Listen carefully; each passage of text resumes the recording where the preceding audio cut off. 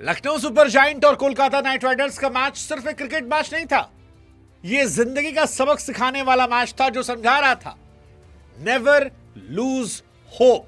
कभी भी उम्मीद मत छोड़िएगा, क्योंकि पल भर को तो लगा था कि यार लखनऊ की तो पूरी बैटिंग लाइनअप जा चुकी है। मुकुल चौधरी 1 रन पर खेल रहे थे, सामने शमी आ गए थे, फिर शमी भाई चले गए, सिर्फ आवेश बचे थे। हर कोई यह मानकर बैठा था कि कोलकाता नाइट राइडर के सामने लखनऊ ने बहुत गंदी बैटिंग की है, मतलब डिसअपॉइंट किया है।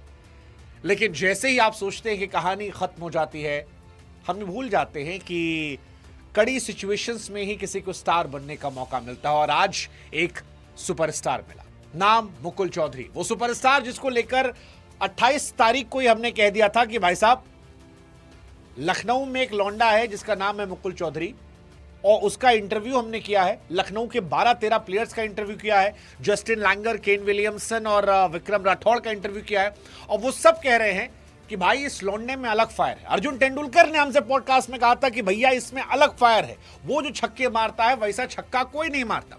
खुद मुकुल चौधरी ने हमसे कहा था कि भैया बस हम इंतजार कर रहे हैं कि मौका मिल जाए तो वो छक्का मारेंगे, दुनिया याद रखेगी। हमको तो थाला बनना है।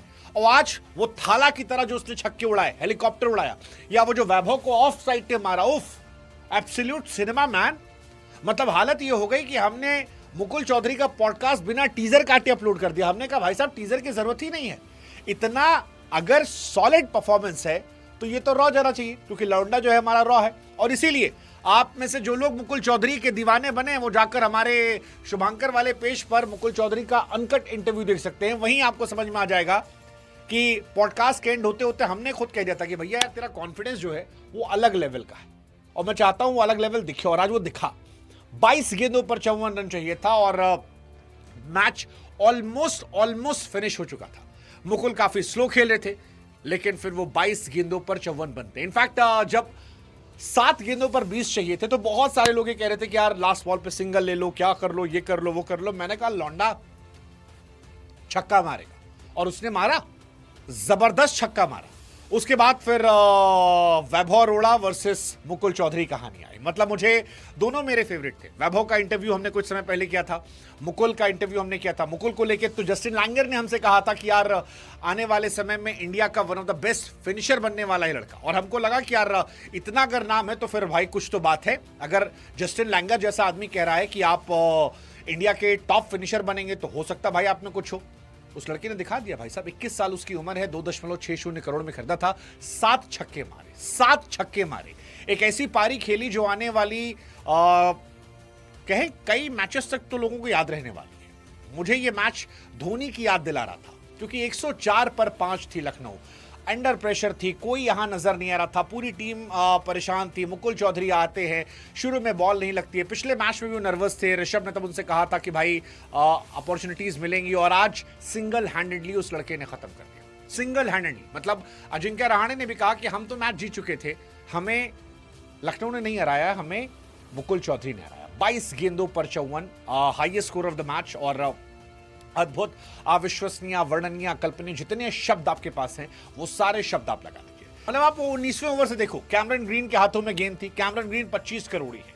पहली बॉल पे शॉट पड़ता है बट वो लड़का सिंगल नहीं लेता, दूसरी पे शॉट पड़ता है, सिंगल लेता। फिर कैमरन ग्रीन को एक फेंटा पड़ता जिसको हम कहते हैं ना छक्का वाला फेंटा, वो शॉट कमाल का होता है। ग्रीन के दिमाग से धुआं निकल जाता है कि यार ऐसे भी शॉट पड़ते, मतलब ये तो मुझे मारना चाहिए था, मैं तो ऑस्ट्रेलियन हूं, लेकिन ये नया इंडिया है, ये ऑस्ट्रेलियंस को दौड़ा के मारता है। और फिर एक डॉट बॉल, फिर चौका पड़ता है। लास्ट बॉल पर मेरे को था कि यार क्या पड़ेगा। मैंने अपनी टीम से कहा छक्का पड़ेगा। मेरी टीम में सब कह रहे थे नहीं भैया दिखेगा चौका पड़ेगा, छक्का नहीं मारेगा, और वो छक्का पड़ा। सेम कहानी वैभव पे थी। पहली बॉल डॉट लिया, पहली बॉल पे आवेश ने रन ले लिया, सिंगल। और फिर शायद 5 बॉल पे कितने चाहिए थे, 13 रन चाहिए थे। 5 पे 13, एनी डे समवन लाइक वैभव अरोड़ा, जिसके पास एक्सपीरियंस है, जिसके पास सटीक यॉर्कर है, जो काफी अच्छी गेंदबाजी करता है। बहुत सारे लोग वैभव पे दांव लगा रहे थे। इनफैक्ट वैभव की एबिलिटीज को देखकर मुझे भी लग रहा था कि शायद वैभव डोमिनेट कर सकते हैं, बट मुकुल की तारीफें मेरे जहन में जा रही थी। फिर वो छक्का पड़ता है। हालांकि उसके बाद वैभव ने क्लास दिखाई, 2 गेंद 3 गेंद, तीसरी चौथी गेंद जो थी सॉलिड क्लास पर गिरी, लेकिन उसके बाद फिर वो एक छक्का पड़ता है 5वीं बॉल पर, और वहीं से सारी कहानी जो है वो खत्म हो जाती है। लास्ट में किस्मत भी मेहरबान थी, वैभव ने अपना जोर लगाया, लेकिन अंकुश रघुवंशी जॉस बटलर नहीं थे, वो रन आउट नहीं कर पाए। रन आउट करते तो शायद कहानी पलट जाती, और कहानी पलटी नहीं। लखनऊ जो है वो टॉप 5 में पहुंच गई, और मुकुल चौधरी जो है वो एक रात में स्टार बन गए, सुपर स्टार बन गए। आज का दिन मुकुल चौधरी का दिन था, और मुझे रियलाइज हुआ कि जब आप कैंप्स में जाते हैं, खिलाड़ियों को ऑब्जर्व करते हैं, तो आपको ये समझ में आता है कौन कितना बड़ा स्टार है। मुकुल चौधरी को लेकर डे 1 से एब्सोल्यूट सिनेमा चल रहा था कि भाई साहब ये जीत जाएंगे, सॉलिड टीम है। लखनऊ, मैं हमेशा कहता हूं कि इस साल लखनऊ से हमारा एक कोलैबोरेशन रहा, जहां पर उन्होंने हमें सारे खिलाड़ियों को एक्सेस दिया। बट इस खिलाड़ी को लेकर मैंने 10 दिन पहले वो वीडियो में कह दिया था कि इस साल प्रिंस यादव और मुकुल चौधरी विथ मोहम्मद शमी, ये 3 आपको नजर रखने चाहिए। और अभी भी मुझे लगता है लखनऊ अपना बेस्ट नहीं खेल रही है, क्योंकि लखनऊ के पास अभी जॉश इंग्लिश नहीं है। हसरंगा का वो एक विकल्प लेकर आएंगे जो शायद उनको लोअर मिडिल ऑर्डर में बैटिंग देगा। जॉश इंग्लिश आ जाएंगे, ऊपर भी अभी उनके फायर जो है पूरन से निकला नहीं है। अभी भी उस टीम में बहुत पोटेंशियल है जो वो कर सकते हैं। बट एनीवेज, लखनऊ टॉप 5 में आ चुकी है, एंड आई बिलीव कि लखनऊ आगे अच्छा करे और बेहतर करे। लेट्स जस्ट होप कि ये हो। कोलकाता ने भी अच्छा खेला। आज सुनील नरेन ने हिस्ट्री बनाई, 200 विकेट निकाले उन्होंने। 22 साल के अंकुश रघुवंशी जो हैं, उन्होंने जबरदस्त पारी खेली। आज लगातार चौथा मैच था जिसमें अच्छा खेला उन्होंने, 33 गेंद 43 रन। अजिंक्य रहाणे ने आज बहुत जबरदस्त बल्लेबाजी की, मुझे उनकी बैटिंग बड़ी अच्छी लगी। 24 गेंद 41 रन आज उन्होंने बनाए।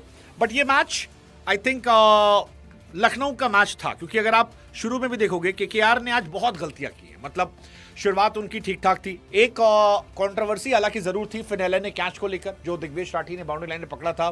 क्या वो पैर टच कर गया था, नहीं टच किया?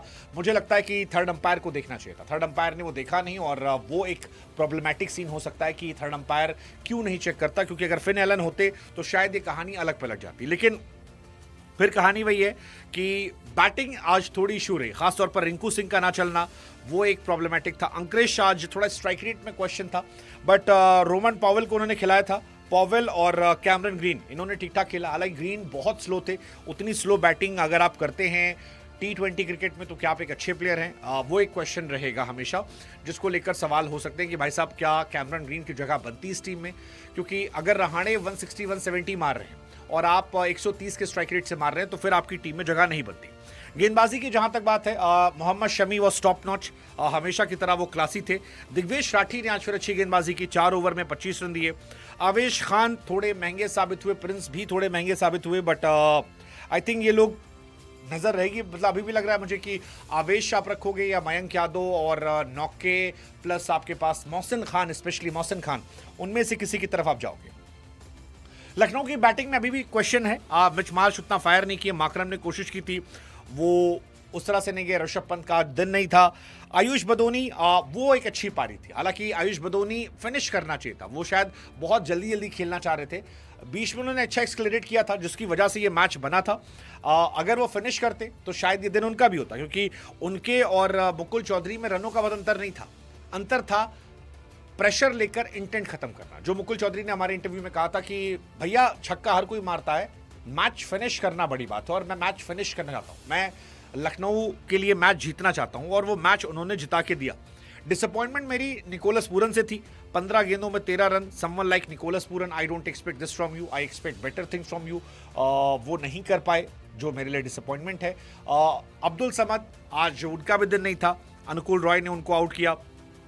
कोलकाता की बॉलिंग जो थी वो ठीक ठाक थी। मतलब वैभव आखिरी ओवर पिटने के बाद भी 4 ओवर में 38 रन देकर 2 विकेट है। He was a class bowler. दिन नहीं था। अनुकूल राय अच्छे थे, 4 over 32 run 2 wicket. Sunil Narine was class apart, 4 over 13 run 1 wicket. मतलब मैं तो ये समझ नहीं पाया कि निकोलस पूरन को मैं यहाँ रेट करता हूँ, निकोलस पूरन को। और निकोलस पूरन इतने सालों से खेलने के बावजूद वो सुनील नरेन को नहीं खेल पाते, जो मेरे लिए बड़ी शॉकिंग और डिसअपॉइंटिंग बात है कि ऐसा क्या है कि मतलब वो कभी खेल ही नहीं पाते उनको, तो वो एक हैरानी है। कार्तिक त्यागी ठीक ठाक थे। ओवरऑल दिन जो था वो मुकुल चौधरी के लिए था। भगवान ने परेशानियां सारी बढ़ा दी थी, और उन सारी परेशानियों के बीच में एक नया लड़का भेजा था कि जाओ, छाओ, राजस्थान का नाम रोशन करो, सीकर का नाम रोशन करो। और एक मध्यम वर्गीय परिवार से आकर जब लड़के अच्छा करते हैं तो मुझे लगता है कि उनकी शाबाशी जितनी हो उतनी ज्यादा कम है। सो आई एम वेरी हैप्पी, बहुत बहुत बहुत खुश हूं मैं। मुकुल चौधरी की सक्सेस थोड़ी पर्सनल जैसी लग रही है। पर्सनल इसलिए क्योंकि मुकुल चौधरी को बहुत करीब से जाकर मैंने उनका इंटरव्यू किया था, और मुझे अभी भी याद है कि आज जब उन्होंने कहा था कि मेरा पॉडकास्ट हुआ है, तो वो आई थिंक मेरे लिए मोमेंट था, मेरे लिए मोमेंट था। उनका ये कहना, और अब उन्होंने डिलीवर किया। So I am very happy for Mukul Chaudhary. And आप लोग जाइए मुकुल चौधरी का पूरा पॉडकास्ट देखिए। बहुत सारे पॉडकास्ट और भी हैं, खिलाड़ी अच्छा करेंगे लाएंगे, बट मुकुल के पॉडकास्ट में मुझे समझ में आ गया था कि बाबू से पोटेंशियल, और वो आपको भी दिख जाएगा।